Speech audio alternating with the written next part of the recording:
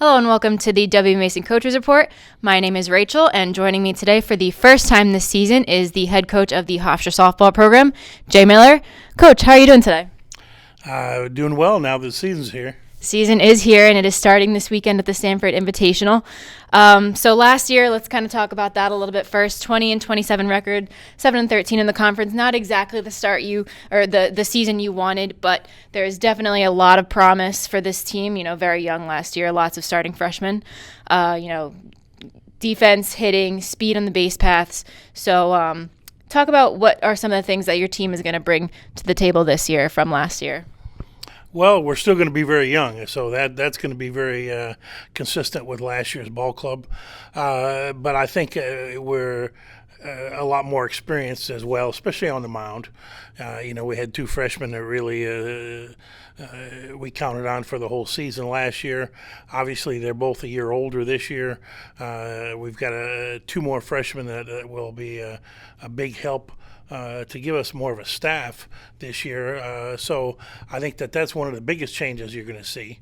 And then after that, everybody's a year older. So, all those freshmen that played last year got a lot of innings and at-bats under their belt. They're a lot more seasoned this year, and I think a lot more able to handle the stress and strain and pressure of a long season and a conference season. And lots of awards were handed out last year, which is obviously great for your program.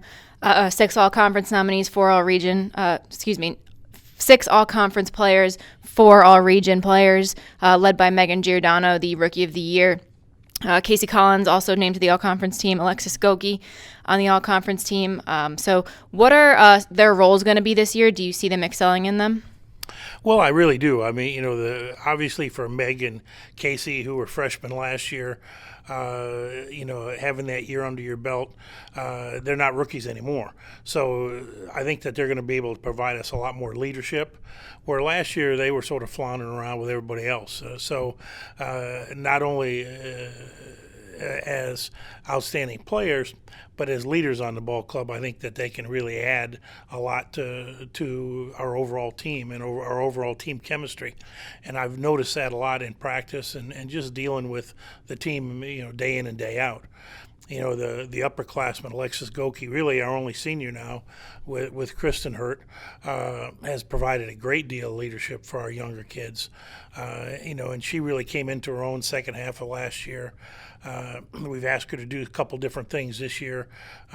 She's done a great job in terms of providing good leadership, as well as adjusting to some different positions.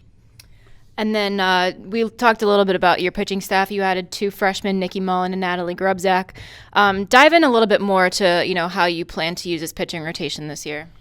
Well, it really will be determined by how effective they are. I'd like to have four number one pitchers and sort of pick and choose. That's probably not the case, and we'll sort of have to see.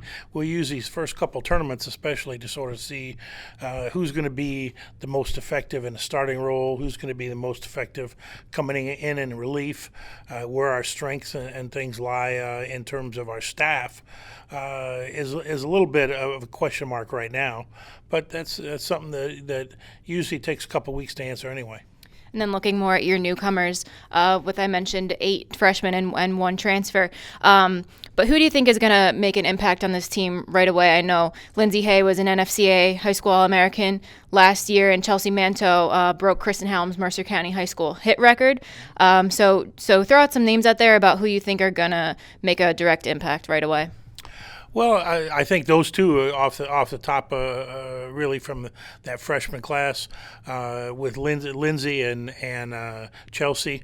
JP, I think, will have a good opportunity to get some innings and some at bats as a freshman, and obviously the 2 freshman pitchers. We're counting on a lot from them.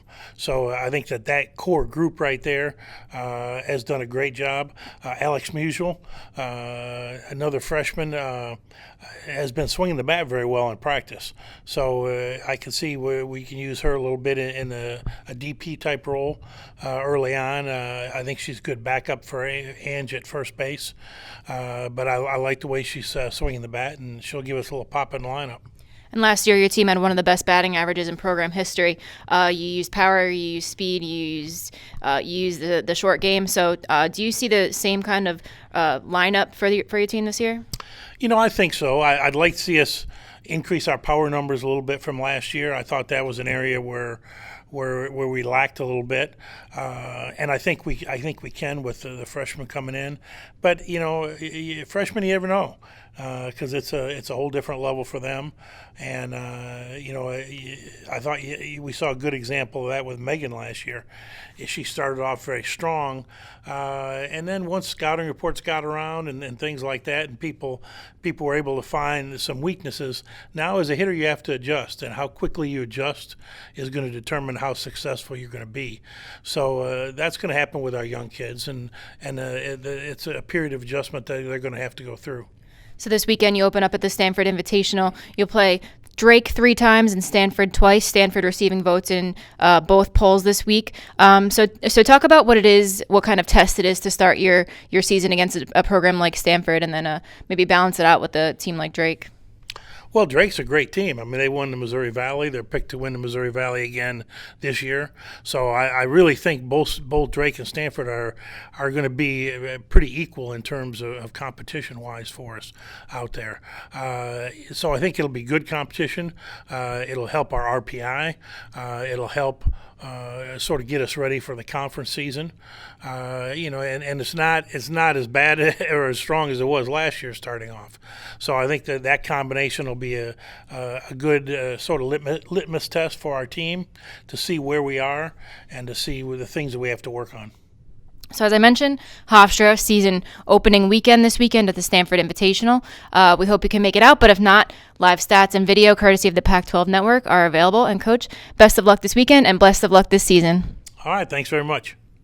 Now it's Devin Mason Coach Report on GoHofstra.com.